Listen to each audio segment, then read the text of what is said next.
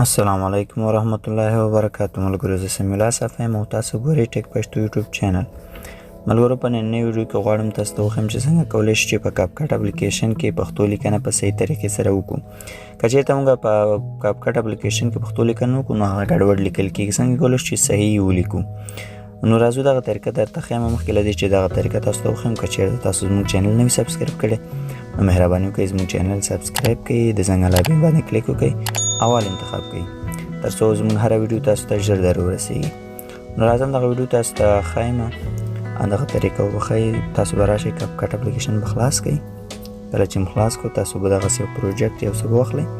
نو دلته به بیا تاسو څه وکړئ، تاسو به ساده لیکنې ته راشئ. لیکنې باندې به تاسو کلیک وکړئ، ټیکس باندې بیا به اډ ټیکس باندې کلیک وکړئ. نو دلته څه ولیکئ؟ افغانستان مثلا ولیکئ. افغانستان د دې رنګ سپین دی، زه یې تور کړم تر څو تاسو ته ښکاره شي. افغانستان ولیکو، دلته یې ګډوډ یې ماته لیکلی کنه. څنګه کولی شو چې صحیح ولیکو؟ د دې حل لاره څه ده؟ نو راځو بېرته شاته شئ، د کاپکټ اپلیکیشن څخه شاته راشئ او تاسو په خپل موبایل کې یو براوزر خلاص کړئ. زه کروم براوزر خلاصوم.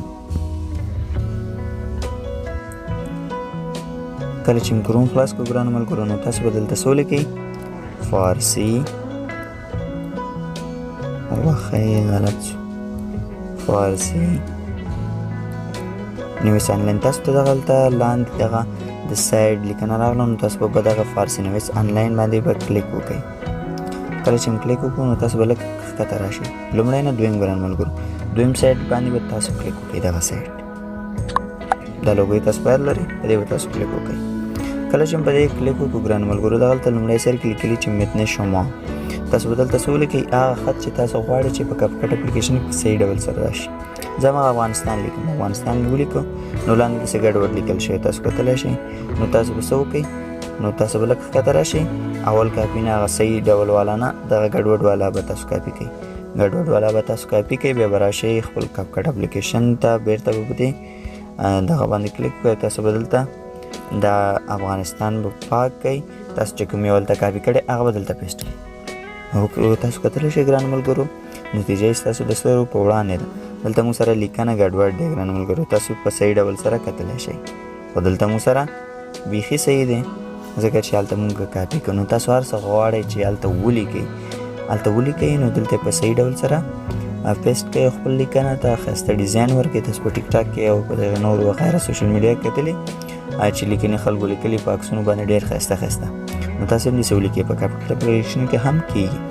زیاتره ملګرو ویلي چې دا څنګه کېږي، دا هغه داسې کېږي. نو د یادونو وړ ده ګرانو ملګرو چې زیاتره اپشنونه دې کې کار نه کوي چې هغه څه دي لومړی سر نه تاسو ته. نو تاسو فانټ ته راشئ. فانټ ته د انګلیسي فانټونه دي، په دې کوم تغییر نه غورځئ، یعنې کوم اثرات په دې نه راځي، لږ به خوا دېخوا شي. خو او فانټ دا د انګلیسي فانټونه دي، دا نه اخلي ګرانو ملګرو. تاسو کولی شئ چې دلته نور فانټونه هم ورته انتخاب کړئ، خو د انګلیسي دی، او تاسو کولی شئ نور فانټونه هم ورته اضافه کړئ. نو بیا دویم سټایل دی ګرانو ملګرو. سټایل کې فقط رنګونه یې تغییرولی شئ، او دغه سټایلونه چې تاسو ته نور ښکاري دا ټول د انګلیسي دی ګرانو ملګرو. نو تاسو به هم واخلئ خو ګډوډ تاسو په مخ کې ورکوم. دلته وګورئ دا الف او نون یې نه اخلي، ګورئ داسې ګډوډ سټایلونه به واخلي. نو سټایل نه ورکوو، بیرته رنګ ورکوو. دغلته رنګونه کولی شئ سور شین رقم رنګ ورکړئ تاسو. نو سایز هم تاسو غټولی شئ. افیکټس ته راځو. افیکټس کې چې دی دلته دا افیکټ هم نه اخلي، که واخلي بیخي ګډوډېږي، یعنې افیکټ نه اخلي. تاسو کتلی شئ دا یعنې افیکټ هم نه اخلي، که واخلي دغسې ښکاري نه، نو د دې افیکټ به څه ګټه وشي، داسې ګډوډ ښکاري. نو افیکټ هم نه ورکوم.